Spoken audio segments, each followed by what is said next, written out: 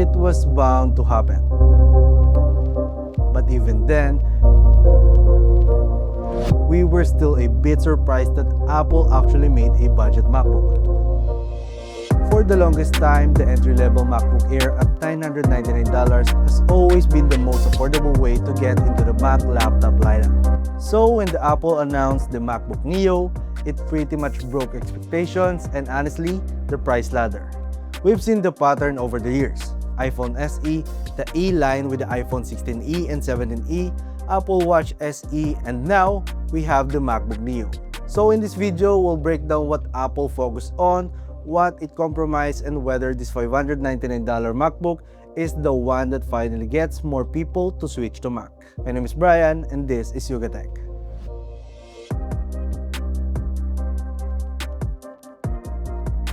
Let's start with the design.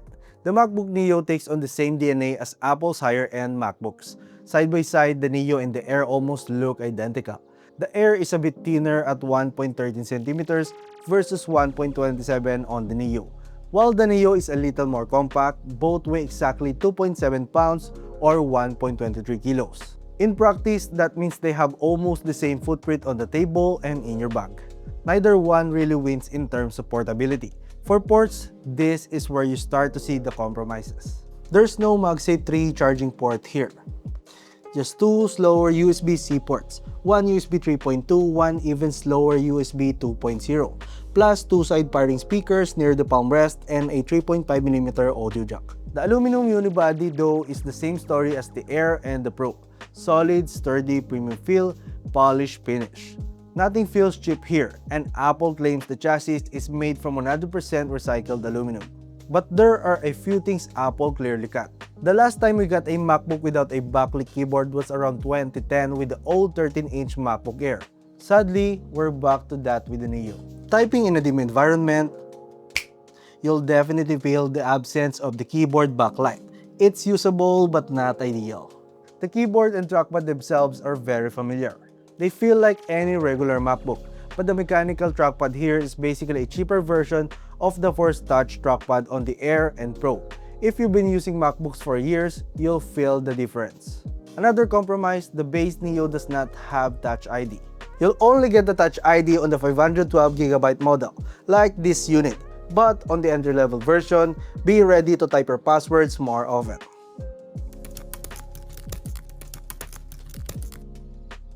Not a deal breaker, but something to keep in mind. The fun part? Colors. Apple is offering the Neo in 4 colorways: blush, indigo, silver, and citrus. Not as wild as the iMac lineup, but that bright citrus option is the one that will probably make a lot of people look twice. Personally, I kind of wish Apple pushed this further. If they drop the display size to 12 inches instead of 13 and shave the weight down to around 1.05 to 1.1 kilos, you'd have a more noticeable gap versus the Air in both size and weight. That would give people a clear reason to pick the Neo over the Air.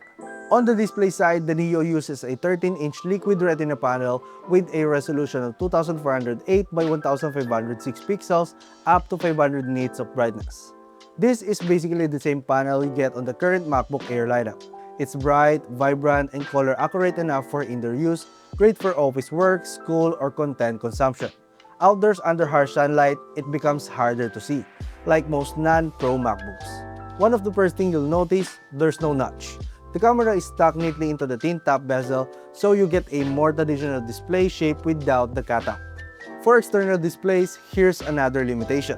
The MacBook Neo can only drive a single external 4K monitor. That's a big step down from the dual 5K displays the MacBook Air can support. Audio is handled by stereo speakers placed on the left and right side towards the front. For casual music listening, movies, and light gaming, volume is loud enough, with clear vocals and decent detail. In a small room or closed space, the spatial audio effect is actually pretty enjoyable. And if you want more, you still have the 3.5mm audio jack.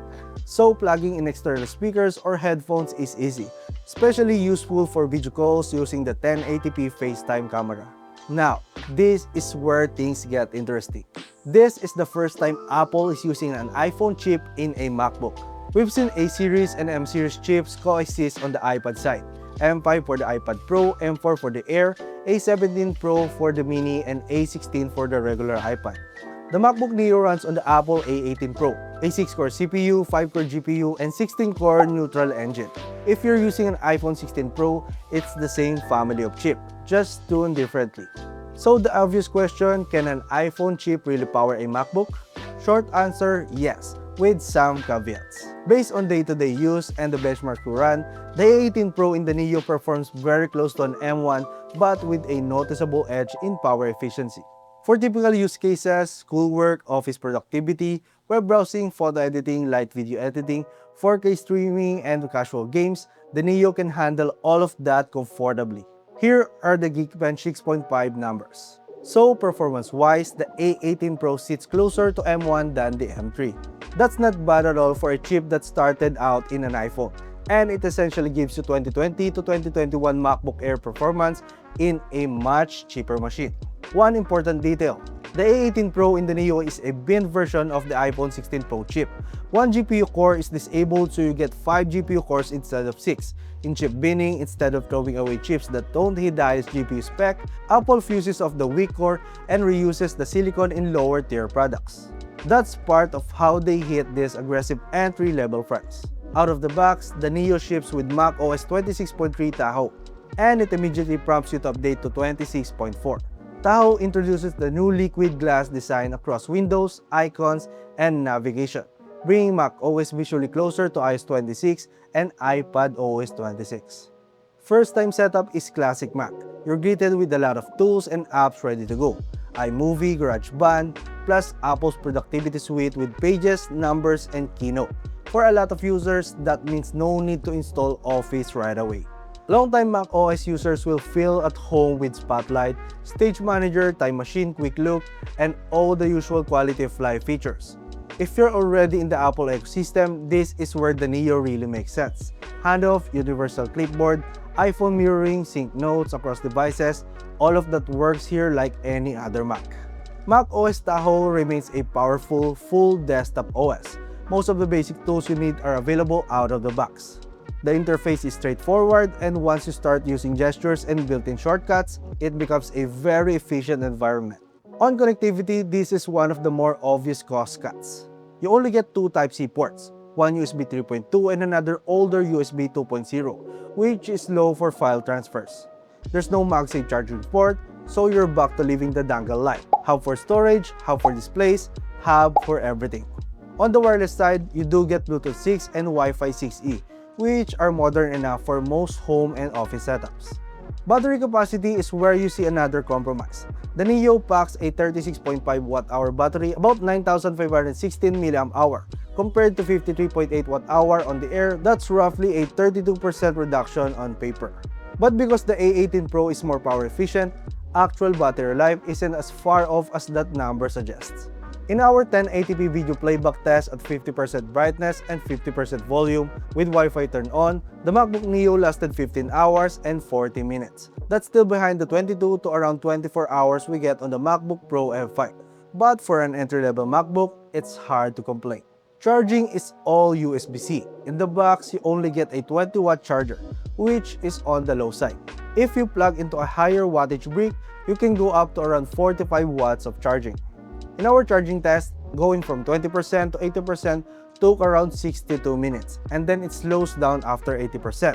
We estimate a full 0 to 100 charge to be around 2 hours and 5 minutes under normal conditions. If you want to skip the slower top off, you can go into battery health settings and disable optimized battery charging. Doing that should bring your full charge time down closer to around 1 hour and 45 minutes at the expense of long-term battery health. So, where does that leave the MacBook Neo? The Neo is Apple's way of going after the sub-$600 laptop market, or under 40,000 pesos here in the Philippines. There's nothing radically new here in terms of features, but the overall package, a real MacBook with decent performance for this price, is what makes it interesting. You're basically getting the same build quality as any other MacBook, respectable performance, and full Mac OS, at almost half the price of what used to be the cheapest Mac laptop.